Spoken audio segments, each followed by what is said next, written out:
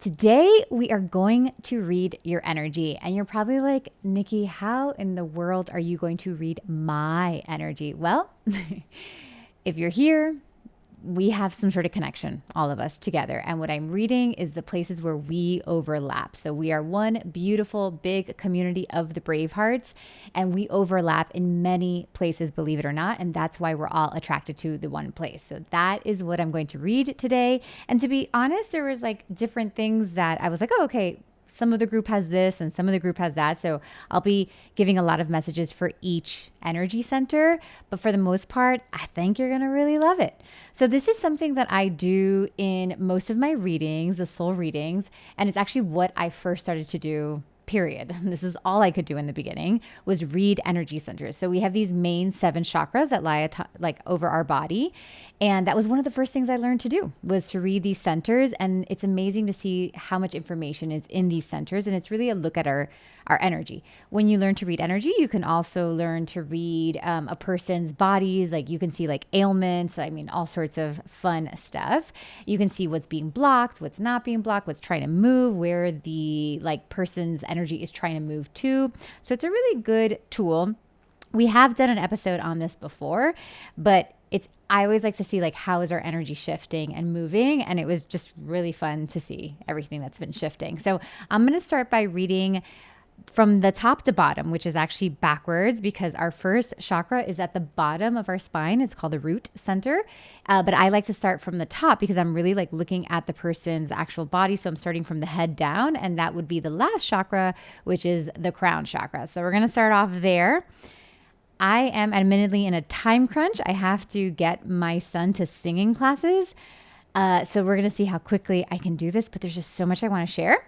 But let's get into it, and let's pray that Nikki can be concise for once. All right, guys, let's get into it. Starting at the top, we have the crown chakra. With this is the center all about our spirituality, our connection to the divine. I call it the ET phone home center because I always feel like the soul is like, oh, this is how I connect to my higher self, or even like star seeds, for example, like this is how I connect to where I come from. This is where I get my downloads. This is where I get my ideas. So I feel like it's like the center that the soul can be itself. It's like trying to call home. And many of you guys have this very open, like our whole community does. And this is really the sign of like an open-minded person. But let me tell you a little bit about what your crown chakra looks like right now. So this is really opening. I wouldn't be surprised if some of you are having another spiritual awakening. Like this is not your first one, but it's like opening even more. And it really looks like it's a result of some healing that's trying to come in from the root all the way at the bottom, funny enough. And we're going to get to the root. But it's almost like you're understanding more, you're open to more, you're open to receiving more truth of who you are. And that is because it seems like you are needing more, not even wanting more, that you are needing more. And that's coming from the root. There's definitely these new ideas and new possibilities coming through, but it seems like although that might be exciting, it is a bit confusing because it feels like you kind of felt your path was going to go somewhere, or that you had a plan or like an idea of where you were going to go. But now there's so much newness coming in that you're almost like questioning, well, what about the past? Like when I wanted these things in the past, like, why are they changing so much? And I'm here to tell you that the universe is always expanding. And sometimes our future looks one way, but as the collective expands, as people around you expand, as you expand and new things come your way, then your path will expand as well. So I just want to tell you to not doubt the expansion that's coming through. Like this is all in your highest and greatest good, but it's really coming through to be inspired, to have new ideas and to take action on. Some of you look like you're getting stuck in getting the new information and getting the new idea and going almost like down too many rabbit holes.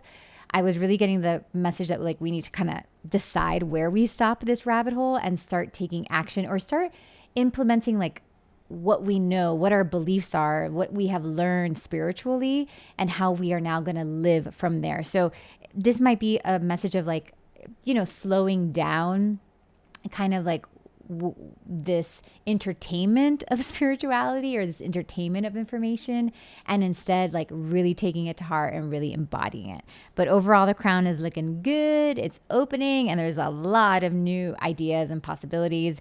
And I'm excited about this, but it's all good. Try not to be confused. It's all happening. You don't really have to understand what's coming through. Just allow yourself to receive it. All right, the next one is our third eye. You know, it was funny as I was doing this, I was like, oh, this is why I do 7 messages, because I'm so used to doing 7 chakras that I guess like when I released the podcast and wanted to give you guys messages, I was just going off of an old pattern, which is funny. So that's why I do 7. Okay, third eye. The third eye is all about the psychic center. It's our ability to look into the future. I love looking at this center when people are trying to manifest, because I want to see if like the third eye has caught on to this person's manifestation. This is obviously like the intuitive center, the psychic center. People that are like looking into the future or are gifted here will definitely see like the third eye shining. So I actually saw 2 options for the third eye here. So you guys will kind of have to feel into like which one is you. And the first was, I see many of you like seeing the future, like visualizing, seeing what you want, but I don't know how to bring this into my present. So it was almost like I see my future. It's been in the future for a long time. It's like stayed in the future and it hasn't come to my present. So the issue I'm having is that I'm seeing, but I'm not bringing it into my present. And as soon as I asked that question, I'm like, okay, well, how do we bring it into our present? The angels gave me a shovel and they were like, you need to plant yourself here. So it made me feel like every time I've seen Benny like put a tree into the ground, you know, he digs the hole first and he makes a nice little spot for it. And then he puts that tree and that getting that tree ready to root. So this felt to me like the answer in bringing your future to the present is going to be in the root. It's about staying put. So it feels like if you came up with a plan in your business, like sticking to that plan. If it's, I moved to this new place, like sticking to that new place. If I like kind of came up with some to-do, some structure, some like strategy to stay there, like almost to not keep coming up with new ideas or like new ways of doing it, but like doing it one way and sticking to that. That looks like how the future, it's like you have to work with your present moment actually to bring the future into the present. Another half of us seems like it's a little bit different where like I don't see the future. Like I'm not sure what it's going to look like. It's a little murky. I'm a little confused. I'm drawing a blank. Like I don't see anything. And actually that block is coming from your fear of failure. So it's like you're almost like not letting yourself dream or not letting yourself come up with a vision or imagine where you're going, because what's running through your mind is what if I fail? What if I fail? What if I fail? So what if I fail cuts off any future possibility. It's cutting off any dream. And you're really being asked to, instead of saying, what if I fail? You're being asked to say, what if I succeed? And it almost looks like when you say, what if I fail? You only see like 25% of the path. But then when you say, well, I don't know, what if I succeed? Like, what if it works out? Woof, all of a sudden I see like 100% of the path. So if you're feeling like, I don't know the next steps, or I don't know how to, like, I don't know what it's going to look like, start telling yourself, what if it's going to succeed? So just like being curious about, like what would happen, or how can this look, or like, what would it look like to succeed? What would it look like if I did succeed? And that's really like where the vision is going to start to be more honest. Like it's going to be like, oh, this is actually what it looks like. So let that vision come fully by just giving it the opportunity to actually live. Because it seems like every time you get afraid of failing, you kill it. It's like poison to the plant. So the plant can't grow at all. So we're trying to let this vision grow a little bit fuller. And that's going to come from curiosity. You know, it's going to come from like, I don't know, let's see. I wonder what would happen. Like, how could that look? And being curious rather than being afraid. Our next chakra is the throat chakra. And this is everything right now. This is like, when I saw the throat, I was like, oh, this is the key to everything. And what I mean by that is, it's just, I don't know, whatever that means to you, it is the key to your success, to your next steps, it is here. Like, this is where it is. Like, if you could just expand and unblock their throat chakra, so much would come, like what you want would come your way, basically. Like, this feels like this is either pushing people away or magnetizing people to you. So I was getting like, number one, sharing your heart with your loved ones, like with the people closest to you. So sharing your heart with your siblings, with your parents, with your partner, with your kids. Like, I know sometimes, like when we think about the throat, we're like, oh, I want to express myself and I want to write this book and I want to make this reel and I want to make this video. But I was really getting that, like, it's going to start with the people closest to you. I'm looking at Molly, my dog. So maybe it's even like expressing my love and my gratitude for Molly, and just sharing your heart with people is really like what I'm getting through your throat and with the closest people. And this might not be the most comfortable conversations, right? Like, this could be like, you know, you're my older brother. I know I'm a 43-year-old woman, but I've always felt like you leave me as second best, let's say, and like you forget about me or something. And that might be like a really uncomfortable conversation to have, but it still needs to be had. Whether it's true or not true, it doesn't matter. It's more that it needs to be said. And also, and sometimes, like, I know that maybe our loved ones might not be open to these conversations, but at least letting yourself be honest about how you feel about maybe something your mom or dad did, and letting yourself say that. And maybe that's just journaling it, but actually saying it, maybe saying it to your therapist, but putting it out into words. I loved this message that I was getting here too. The throat is connected to our expression and to our creativity, like what we put out. And I was getting here that your creativity, like your expression, whatever you put out, is going to be almost like a lottery ticket. So it makes me feel like the more you play, the more chances you get at winning. And I was getting that, like, not a lot of people play, so there is a big chance of winning. So this feels to me almost like maybe I want to become an author and I want my book to be like a best hit, you know, whatever, a bestseller. I'm kind of getting that, like, one is not enough. And sometimes, like, we put so much pressure on the one, when the truth is, like, it's going to come from realizing that I'm just going to put a lot of options out there and, like, something is going to hit. So there's a little bit of, like, taking that preciousness from, like, the one thing, like the one video or the one newsletter I send out or the one book I write or the, you know, one product, and being like, no, I'm just going to play the lottery every day. Like, I'm going to put out as many as possible and see which one actually lands and which one actually hits, because there is a lottery number on these creative expressions, which I just thought that was super fun. And I think that we do get precious, like, with the one, you know, like, this is going to be the one thing that changes everything. And it's really more like you got to put a few out until one actually does hit. And then lastly, in the throat, expressing yourself truly. If you see yourself expressing and putting something out there in the world, but you're not getting back what you want, and that can be like, yeah, no, I'm saying yes to dates, or I'm, you know, putting out my writing, but you're not getting back, I would try to ask yourself if you can go deeper, if you can be more honest. So in my last book, in Soul-Led Living, because I've been a writer for a long time and I've written other things, I started to notice that, like, there's a depth in me that I won't go beyond. So I'll be like, okay, this is good. I'm going to stay at the surface and I don't go deeper than that. But with Soul-Led Living, I said, I want to go to my depths. And that's why it was so hard to write. And I remember, like, telling myself, like, this is my intention for this book, was to go and be even more honest than I've, like, ever been before. And it gave me panic attacks and it was scary, but I feel like I did get to a level of depth that I hadn't gotten to before. And I was met because of that depth. Like, this book received a lot more praise than my other stuff. I got a lot more sales and comments and connection because of this book. I have goosebumps. And you guys want to hear, this is like a side note, but the sweetest thing. So my daughter, Allie, for my birthday a couple of weeks ago, wrote me this, like, really beautiful letter. And she shared, like, the things she had learned from me. And of course, you know, it's funny that everything she learned from me was nothing that I told her. It was everything that I showed her. So it was such a good parenting, like, reminder that it's not what we teach them or what we tell them or the things we put them in. It's really what we're doing is how they're learning.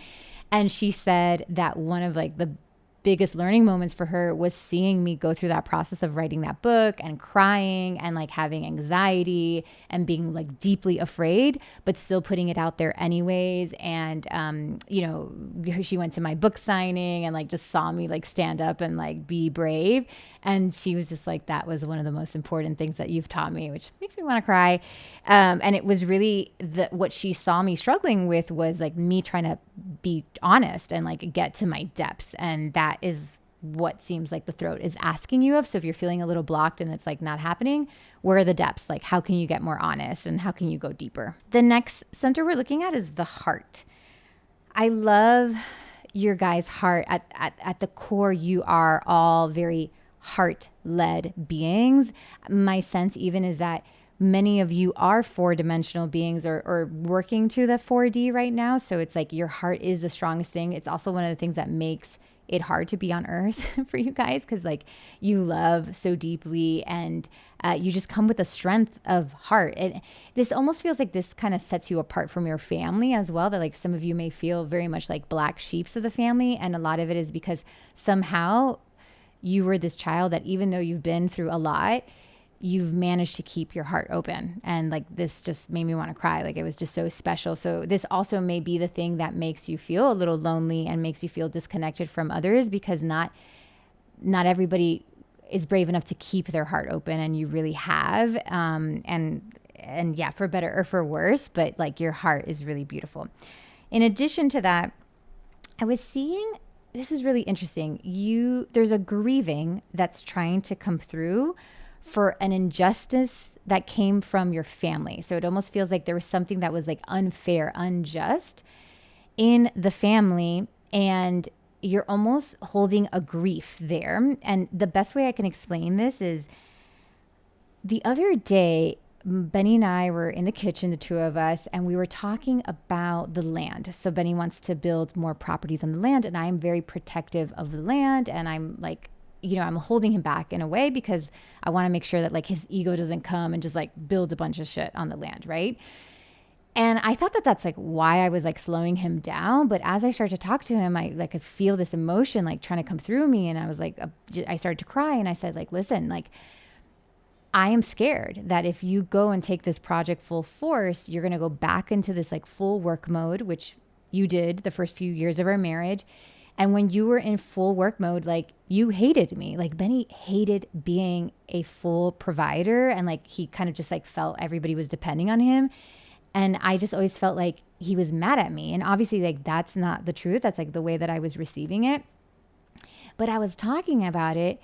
He was like, no, Nikki, like, that's not going to happen. Like, I love this. We're in a better situation. I'm not alone. You're working too. Like, I'm not going to go there. He was trying to like help me, believe that wasn't going to happen to me again. And then I was like, wait a second, like, this is not even yours. Like, I was like, this is my dad. Like, my dad was a amazing provider, but I guess as a little girl, I couldn't understand because he never complained, guys. Like, he was that baby boomer, that was just like put his head down, worked, like immigrant, like, sole provider. So I was like, this guy's amazing. But I guess as a sensitive being, as we are, I could tell that he wasn't happy being that provider. And he would like kind of close himself off to us at the end of the day. And he was probably resentful towards us, So then instead of understanding that grief that I had, I was projecting it onto Benny. And not even that I was projecting it, I recreated that environment. My therapist loves to say that like we marry the people that teach us how to heal our childhood. And I was like, oh my gosh, like, this is not even yours. Like, and I had to just cry it out and just like feel bad for me, the child that had to think that my dad was mad at me when like, that's not really the truth. And to think that I recreated that. And it just gave me this moment of healing. And it was this grief that was stuck there. So it's the best way I can explain this grief. It may even be something that is from your upbringing, but it is being projected on your present life. So you might not even be able to catch it because you might be projecting it onto your partner when it's actually like your mom's or your dad's or something like that. So there's a grief. Let's let the grief come forward. Let's let the grief be seen instead of hiding behind mad or frustrated, like those feelings that are just a little bit above, they're a little bit fire, like more fire than water, letting yourself drop into the water, the sadness, and like letting this grief move. This is a great place to just kind of move your emotions. You guys know I mention Laura all the time. I love Laura Bernstein for this. She's who I go to remove trapped emotions. But yeah, like if there's any grief there and is it being projected somewhere, you know? All right. Next one, we have the solar plexus. This is our stomach, our self-esteem, our self-worth, our identity. You guys all have a lot of pride in your solars, like a lot of pride in your confidence and like, you know, who you are. And like you guys really try to make things happen. But I would say that where you're going needs a little bit of a look at the solar plexus because there's a little too much pride and this pride that's almost like serving as a protector. So you're like protecting yourself from like seeing the truth or knowing the truth. It almost seems like there's a few things that, you know, we could do better and that like our pride is like not letting us see those small things. It also might not be like in us that we need to do better. It's almost like, notice if you're judging somebody or you're placing somebody below you so that you can feel better. So maybe like, oh gosh, like my husband, like, you know, is like so spiritually small or like he is not advanced as I am, or like such and such friend, like she's so bad in finances. And it almost looks like we might be putting people below us so that we can feel powerful. And that is trying to balance out. It's like not good for anybody to have a power struggle.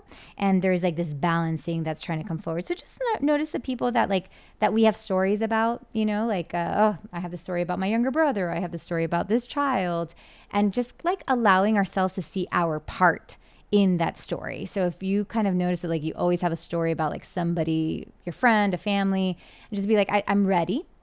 You know, I'm brave enough to see my part in that story so that I can heal whatever this trigger is trying to show me. Next up, we have the sacral, which is right above the reproductive organs. This is the feminine, creativity. And oh my God, if you are wondering why you need to heal things or why things are being blocked, blame it on the sacral. She has so many desires and wants, and you are finally setting them free. So I'm so proud of you. Like, this is something that you should be proud of, but she's also fucking shit up, you know? Like, she wants more than almost in a weird way what you're programmed for. So like when we want more than what our program is for, you know, made for, then we have to deprogram and reprogram. And that's a lot of work, right? So that's why we're getting these stories of like childhood and partners and relationships specifically. It's almost like the things that we want, we don't have the blueprints to bring them forward. You know what I mean? So I was like, oh, that's so funny. Like, she is driving everything right now. She has so much life. She is free, wants to be free. And she really wants to be honored like a queen is what I was getting. Like, she was like, I am a queen and I need to be seen as a queen. And that desire is driving all the change that's coming into your life, and probably a lot of the frustration that's coming into your life, because your desires are so great and beautiful and definitely soul led. Like, they are your truth. They are exactly like what you're supposed to grow into. But then your human is not necessarily programmed for it. So like there's a reprogramming that's going on. So if you want to blame anybody, blame your sacral center. Like, she's the one. It's your desires, your wants, and it's driving a ton of change, which is really exciting. Definitely don't be afraid of change, because that change is leading you to what you desire and what you want. So if some of us have issues with change and disruption and all that kind of stuff, we want to do our best to let that go, because the change is actually driven by your desires, and it's trying to bring your desires in. So this is where I see like the metamorphosis that's coming forward. Like, the desire and that queen wanting to be adored is the butterfly. But again, like I said in a few episodes ago, we're about like 2 years out from that, or from its like full completion. There's a lot of change that's coming forward, and just rock with the change. Like, if you're doing something over and over again the same way and you're getting the same results, like, that's definitely somewhere I'll be like, okay, we got to change things up. Like, we got to switch things up. So anywhere you can switch things up, being open to change, that's just part of this beautiful energy that you have set free. So you should be really proud of yourself. All right. And lastly, we have the root center, which is all the way at the bottom. And my spiritual girlies, we don't always love the root center because it is the most human center. It is about money. It's about our families. It's our roots. It's where we come from. It's home. And I think sometimes like we want to go into the spiritual so we don't have to do the physical, but the root is all about that. And remember, I've said this a lot, but your root is your trunk that holds up the canopy, all those leaves. The canopy and the leaves are your abundance, the things that you want, the things you're dreaming of.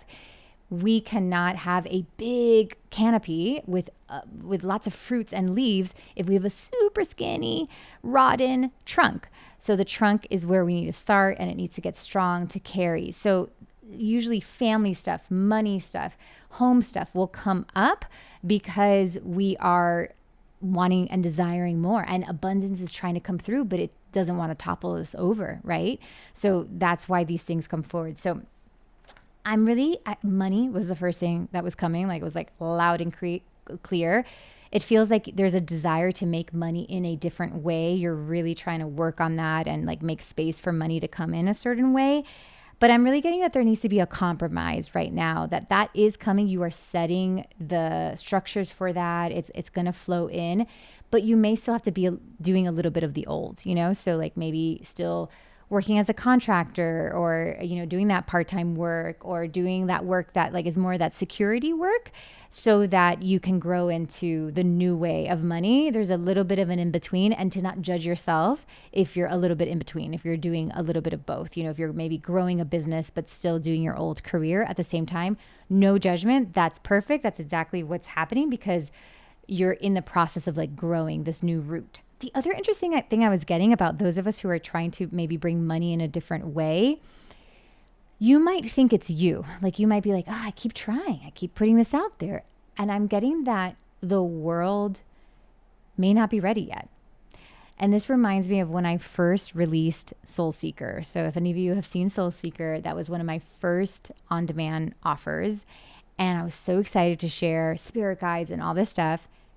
And nobody wanted to hear me talk about it, like at all. They were like, tell me more about dating, and I was like, I don't want to talk about dating. I like want to talk about reincarnation and spirit guides and Akashic records and all these things. And I kept trying to release it, and it just crickets. Like it just, oh my God, it was so difficult because I would get people in it and it wouldn't even make any financial sense. Like it was like I was getting paid peanuts for it. And I was like, is this even worth it?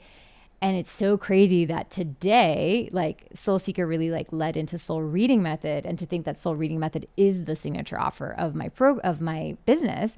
But that came from something that I was a little too early for, that the world was not ready for yet. And sometimes it's not that the world is not ready for it, but it's almost like the world is not ready for you to bring it forward, right? Like I was living in Miami. I was an editor. I was known for some dating stuff. Like my people were not ready for me to talk about this yet. Like they were like, no, not yet, Nikki. Like stay here. Like keep talking to me about the dating, or keep talking to me about like, fashion and beauty. And I kept getting those jobs, and that kept coming my way, even though I wanted to move into the new conversations. So I would say like, this is not your fault.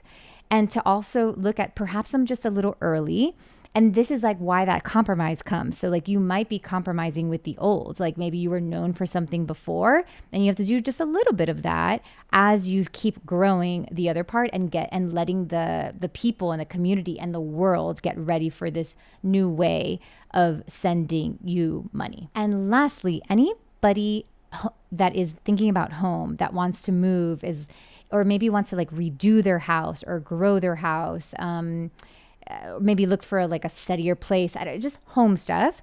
I was getting that home, and this like home you dream of, whether it's your current home or another home or whatever, is completely connected to family dynamics. So look at your family dynamics and work with them and see like what needs to be cleared. That's what's going to make space for the home. And I actually feel like it might not even be your present family. I feel like it may very well be your extended family.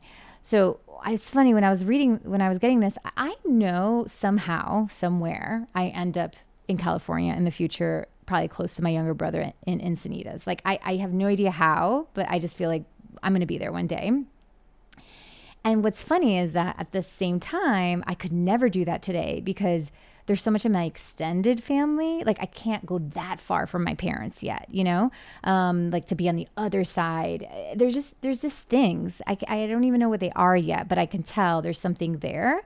And I don't want to go there tomorrow by any means, but that's what I'm getting. Like it's like a working that you do. It's a changing of identities. It's a looking at all the players and maybe how we interact with those players. I feel like in-laws, I know those are hard. Like in-laws, grandparents, like extended family, extended community, that has to be reworked. And then it looks like home figures out within these 2 years. Home is definitely one of those things that we're going to see you settle. So you might be trying to like settle more into the home that you live in, but I would actually like look at settling the family and the people a little bit more in the home that you live in rather than like the physical home, if that makes sense. I'm excited about this one, but there is a little bit of work to do there. All right, my friends, that's what we got for your energy right now. I think you're doing great. You're growing a lot. You're bringing a lot into your life, which is so exciting, but of course also a little bit disorienting. But I hope that this was supportive. If you had fun with this and you want to do it for yourself, you want to do it for friends, you want to do it for a business, I'd love to have you in Soul Reading Method. We are open for registration these next 2 weeks, but if you sign up this week, you can use the coupon SOUL and get $100 off for registration. And I would just love to be there with you, mentor you, work with you, be in the program. It's a beautiful experience. I'm sure many of you have been in it and it's like a ton of fun. And if you're being called to it, I do not know when I'll launch it again. People always ask me that. I really do not know. I listen to her when she wants to come forward. I release her. So right now, this is me releasing her. We'll probably definitely not do it till next year again, but I'd love to have you. So consider it. And this is part of what we do in the program. And we do so much more, but this is like the base of what we do. All right, my friends, I love you much. Thanks for being here. And I will see you next time.